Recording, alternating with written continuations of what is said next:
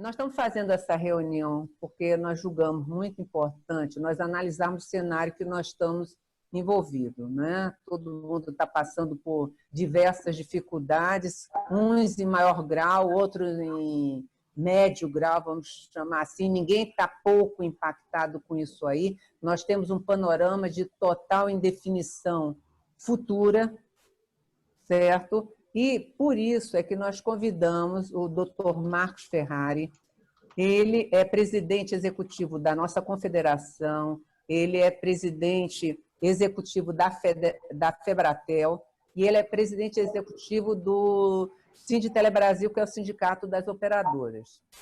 Então, ele é uma pessoa que não está há muito tempo conosco, né, na Contic, porém, é uma pessoa de grandíssimo conhecimento, enorme conhecimento, é uma pessoa sensata, ponderada, ele conquista todo mundo com a simpatia e franqueza, vocês vão ver na exposição dele, e se colocou aberto para questionamentos que ele tenha condição de responder, né? Que tenha o conhecimento para responder, está abrindo um diálogo para nós, que nós iniciamos, que ele foi no ano passado, né? Mas não demos continuidade, e com o Ferrari eu faço questão de que nós tenhamos esse diálogo, e o diálogo com ele para vocês está aberto, né? Ferrari, vamos lá, as empresas presentes, elas são empresas muito sérias, né? São preocupadíssimas com o desenvolvimento do setor, são empresas antigas que trabalham aqui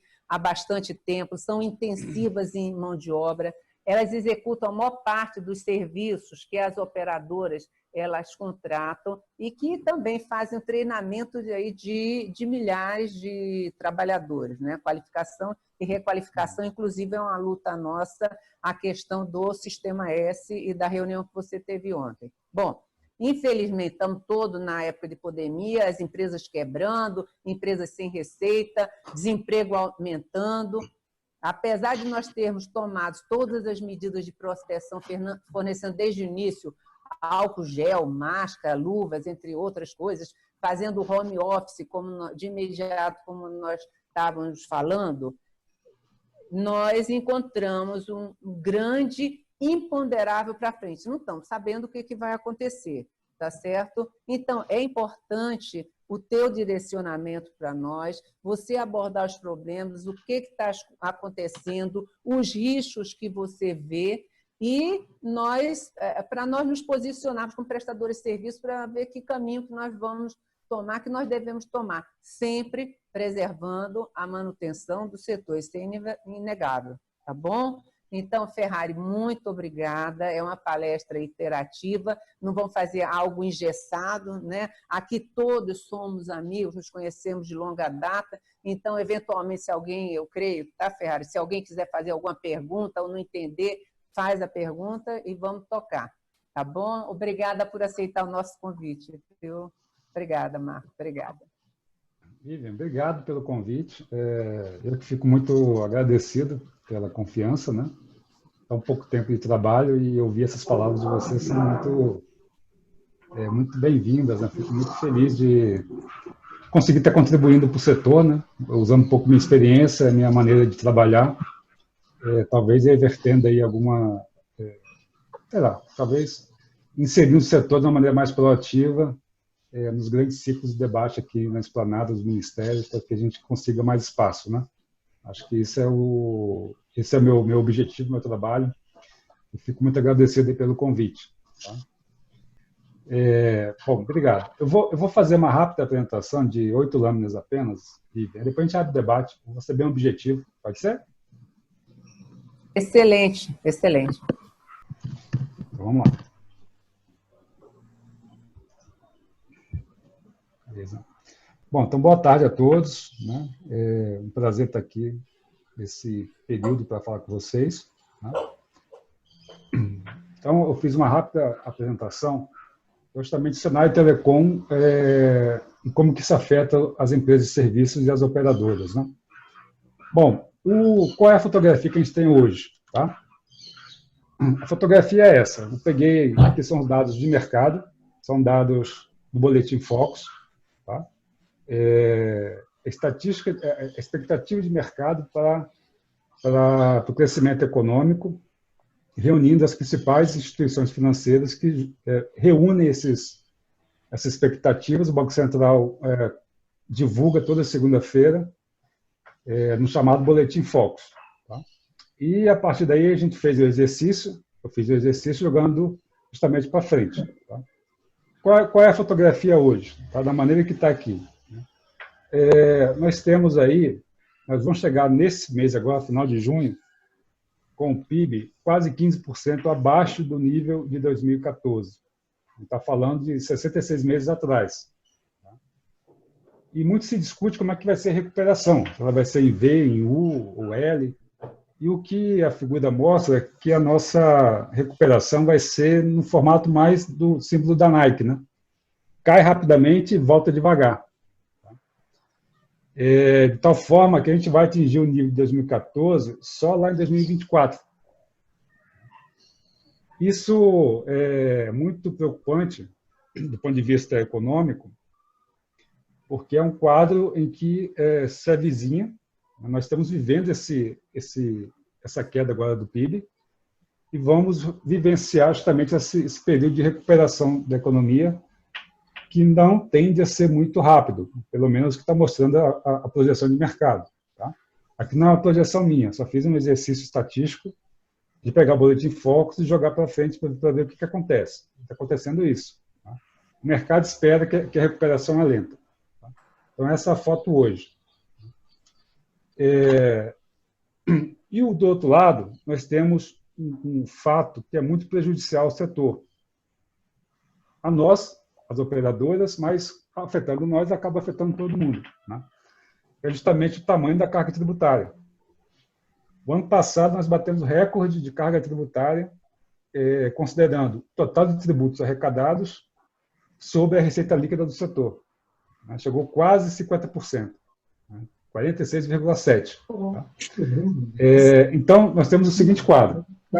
Uma tributação insensata no setor, né? De tal maneira que quase metade da fatura ela é praticamente tributo, incluindo todos os tributos, tanto federais, municipais, estaduais e os setoriais. Né? A gente está falando de 65 bi no ano passado. Tá? É um volume muito grande de tributo que acaba pesando justamente na extensão que nós podemos oferecer aos serviços. Tá? Então, esse é o quadro. Situação econômica difícil e com uma alta carga tributária. Né? Então, como é que a gente se recupera justamente nesse momento e quais são os principais desafios? Isso que eu tentei mostrar aqui. Tá? Bom, como é que é o nosso panorama? Tá? Ano após ano, a nossa base de clientes tem caído. É natural. Tá? Teve a queda da tarifa de interconexão, teve vários movimentos ao longo dos últimos anos que fez com que a base de acessos caísse 12%. Tá? Mas, em compensação, o gasto de dados no celular está aumentando. Ou seja, ao mesmo tempo que reduz o número de acessos, aumenta o volume de gasto, porque as pessoas estão mais conectadas. Tá? Então, a gente tem o lado positivo. O aumento do tráfego, o aumento do gasto é muito maior do que a queda de acessos. Tá? Ao passo que, quando a gente observa o gráfico seguinte, a gente vê que a receita ela vem caindo ao longo dos anos, tá? Por várias questões, né? Concorrência assimétrica com os OTTs, enfim, uma série de questões que explicam por que está caindo a nossa receita, mas, por outro lado, tem um ponto positivo, que eu quis destacar aqui, que os investimentos não caíram. Tá? Pelo contrário, em 2019, nós aumentamos o investimento em relação a 2018. Né? Houve um aumento de 2,4%. O aumento foi maior do que a queda da receita, porque o setor ele é diferenciado, né, do ponto de vista de infraestrutura. Né? Quando a gente pega quando a gente pega o ranking de investimento do BNDES, Telecom é o que mais investe, disparadamente. Tá? 33 bi, é quase que o dobro do segundo colocado. Em termos de comparação internacional, nós somos aí o 5º país que mais investe em infraestrutura de telecom no mundo. Ou seja, o que, de certa forma, esse dado mostra é que temos um aumento do consumo de dados, e mesmo com a crise passada, que houve a partir de 2015, 14, 15, os investimentos não caíram. Tá? De tal maneira que o dado do primeiro trimestre de 2020 também já mostra uma tendência de crescimento do investimento. Tá? O primeiro TRI de 2020 mostrou um crescimento de 6% em relação ao primeiro TRI de 2019. Ou seja, o investimento do setor é resiliente à crise. Tá? Então, voltando àquele primeiro gráfico, queda do PIB, dificuldade de recuperação. Tá? Se repetir o que enxergamos em 2014, 2015 e 2016, pode ser que tenhamos aí o mesmo volume de investimento. Tá? A considerar o primeiro trimestre de 2020, que já foi maior do que comparado a 2019. Tá? Isso não está garantido, é uma possibilidade, tendo em vista que o consumo do serviço de telecom tem aumentado. Tá? Bom, em relação ao 5G, Vivi, eu estou seguindo aqui aquele roteiro que você me passou, tá? Em relação ao 5G, que é a nova fronteira da tecnologia do setor e da economia, né? Acho que nós temos que falar a verdade, né? O 5G não é só uma nova tecnologia do setor, mas uma nova tecnologia do mundo, do país, da população, da sociedade, que todo mundo vai oferir os bons resultados que tiver. Tá? Bom, então, sem dúvida alguma, vai ser um marco em toda a economia digital. Né? São infinitas possibilidades e ainda desconhecidas possibilidades. O mundo ainda não conhece, nós conhecemos menos ainda quais são as possibilidades de business que vão surgir a partir do 5G. Temos alguns indicativos, mas não temos total certeza sobre quais são a totalidade desses business. Né? Mas, com certeza, vai mudar bastante. Né? Inclusive, mudando o modelo de negócio. Isso vai ter impacto direto, né? Seja na vida da população, no dia a dia, seja com acesso a serviços inteligentes, e seja, naturalmente, no impacto do desenvolvimento econômico do setor, do setor do país. Né? A gente está falando de um setor que ele é um setor nuclear, né? Ele explode inovações para os demais setores. Tudo acontece primeiro no nosso setor para depois avançar para os demais setores. Então, ele é um portador de produtividade por natureza. A telecom é portadora de produtividade. Tá? Bom, mas temos alguns desafios, né, que justamente é esse. O leilão está para vir, não sabe quando que vai chegar, mas tudo indica que vai ser em 2021, mais provavelmente no segundo semestre. Né? E aí temos, de maneira bem transparente, temos alguns gargalos ainda a serem resolvidos até lá. Né? Então, aqui eu listei alguns deles, mas, por exemplo, os testes complementares de convivência do 5G com a TVRO, TV parabólica. Os testes ainda não foram realizados. Isso é fundamental para precificar o edital, para que nossos investidores possam ter clareza sobre o bid que eles vão dar no leilão. Tá? Então, esse é um ponto fundamental. O ponto 2 é um ponto que eu chamo a atenção aqui, que nunca nós tivemos no país alguma possibilidade de restrição de participação de fornecedores. Tá? E nós defendemos sempre que haja ampla liberdade e participação de qualquer fornecedor no âmbito concorrencial para que a gente possa escolher da melhor maneira. Qual é o benefício disso? Melhor qualidade e menor preço. Sempre. Né? Não há como pensar que um governo com a filosofia liberal venha justamente mudar o que já ocorre no nosso setor há anos. Né? Irrestrita liberdade de participação dos nossos fornecedores para que a gente possa ter ampla escolha para fornecer o melhor serviço à população. Então, isso também é uma preocupação nossa. Né? As famosas leis de antenas, né, que temos alguns lugares que são mais críticos, como São Paulo, né? E temos outros lugares que são, vamos dizer assim, exemplo, como é o caso de Porto Alegre, né? Todo o licenciamento, Vivian, em Porto Alegre é digital. Tá? Não precisa mais chegar lá no balcão, acabou isso lá em Porto Alegre. É tudo digital. Então, é uma capital modelo do ponto de vista de licenciamento, né? Do outro lado, nós temos São Paulo, que é o inverso, né? Então, você tem duas capitais completamente opostas, né? E a nossa capital do Brasil, Brasília, agora foi aprovada a nova lei de licenciamento de antenas na Câmara Distrital e seguiu, acho que ontem, para a sanção do governador. Então, também é um grande avanço. Mas tem alguns lugares que tem que avançar mais ainda. Tá?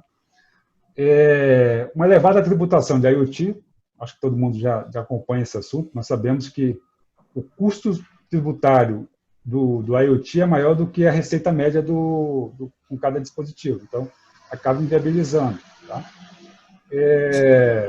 O leilão vai ter que ser não arrecadatório, a gente vê o presidente Leonardo falar dessa maneira, que o leilão não vai ser arrecadatório, né? Quanto maior a arrecadação, menor a capacidade de investimento. Então, isso também precisa estar bem endereçado.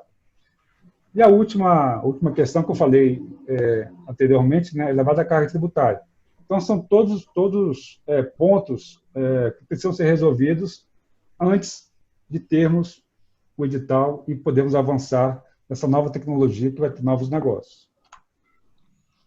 Bom, outro ponto que a Viva pediu para eu abordar sobre a Lei 3879.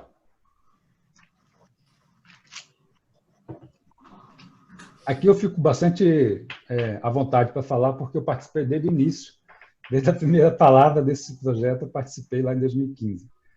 E assim que eu cheguei no setor, na mesma semana ele foi aprovado o ano passado. Então, acabou que eu participei do início ao fim desse projeto e acabou virando a Lei 3879. E, finalmente, a semana passada, ele foi regulamentado, né?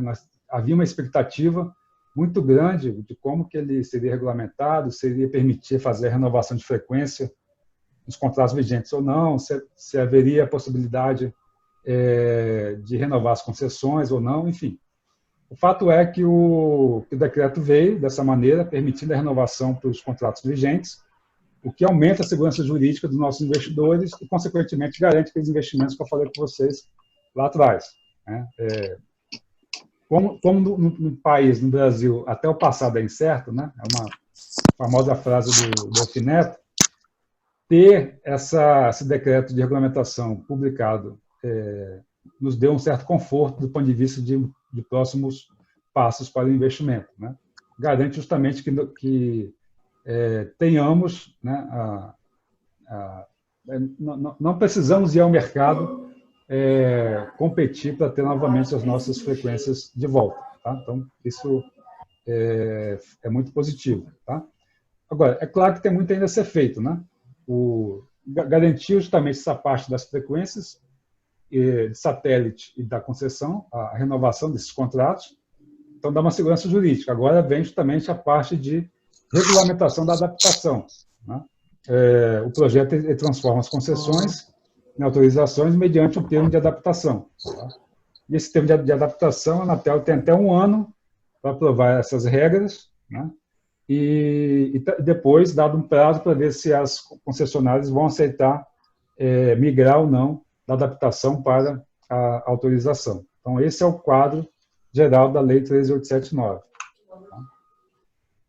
Bom, a lei das antenas, né, lei de passagem. Todos acho que vocês já acompanharam, até melhor que eu, essa discussão. Em 2015 foi aprovada a LGA, a Lei Geral de Antenas, né, mas até hoje não foi regulamentada, né, o que causa insegurança jurídica e justamente não aplicabilidade da lei em alguns casos muito caros para a gente, né.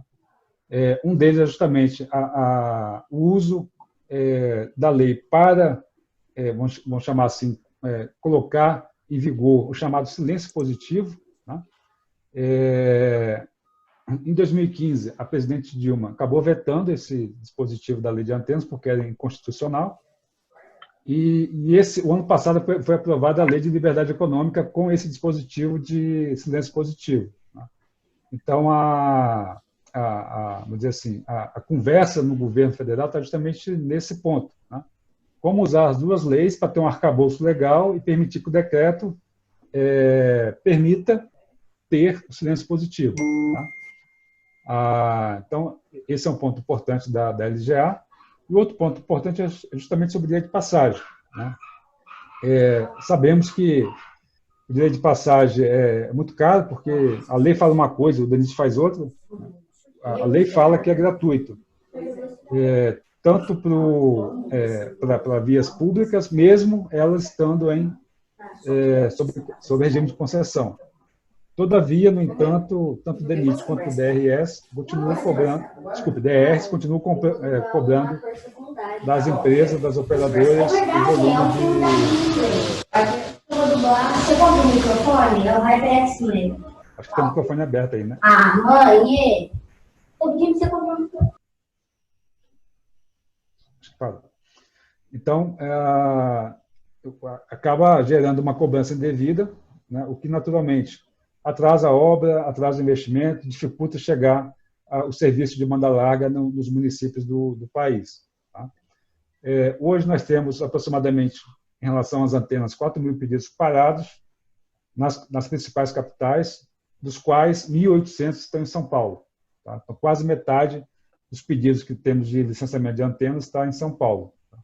Se caso liberasse todos esses pedidos, teríamos aí um investimento de aproximadamente 2 bi nos municípios, né, o que é um volume relativamente grande. Tá? Bom, e por fim, Vivian, para terminar aqui minha fala e para o debate sobre cidades inteligentes, que você também colocou no roteiro, hoje, né, 85% da população vive nos centros urbanos. Tá?